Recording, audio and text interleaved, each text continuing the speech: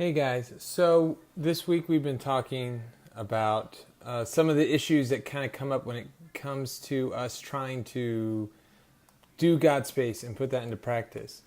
And we talked about not knowing what to say or just feeling uncomfortable talking with others in general.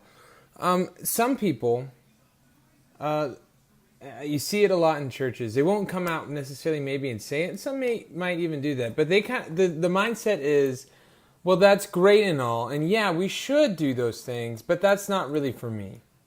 That's not really my calling. My calling is to, do the children's ministry, or, my calling is to do something a lot and more behind the scenes stuff. I'm not the in front of people kind of guy.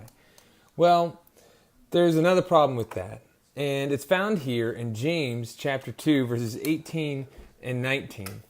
James says here in 18, "But someone will say, 'You have faith, and I have deeds.'" And so here James is like, look, some of you will say, hey, that's great. Because he's sitting here talking to people. He's like, look, if you don't have faith, right before this in verse 17, he says, look, faith without works is completely dead. If you don't act upon your faith, if your faith doesn't change anything in your life, it's useless and it's dead. You have to have action. You have to put it into practice. Well, and then he sits here and goes, some of you might say, well, I have faith, okay, James, and you have deeds, you like to be out in front, you like to do things, you like to, actually, but that's not me. I have faith, you have deeds.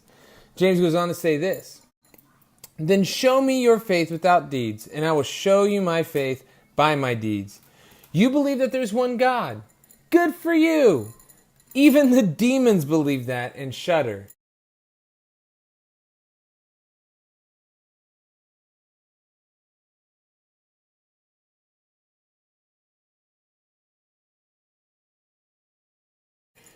And so the point that James is making here is this. He's not arguing that our faith is useless and that we have to do certain things in order to establish our salvation through Jesus. That's not what James is talking about here. James isn't even talking about salvation at all. What he's talking about is people who claim to be Christians, people who claim to follow Jesus, but don't actually do anything. And so what James is arguing is he's like, if you claim to have faith in Christ, if you claim that Christ has come into your life and that you are a new person, that the old you is gone, the new you is here, to quote Paul, then you have to do something.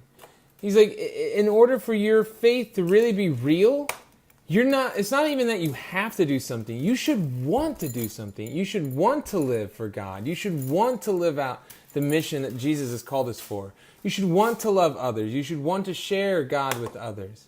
And that's the point that James is making here. And he's saying not necessarily that your faith is dead if you don't do X and Y and Z. No, what he's saying is if you truly have faith, you should want to and desire to do that. And so that's our call and that's our mission today. And so we're going to look at tonight at youth, how can we, you want to say hi?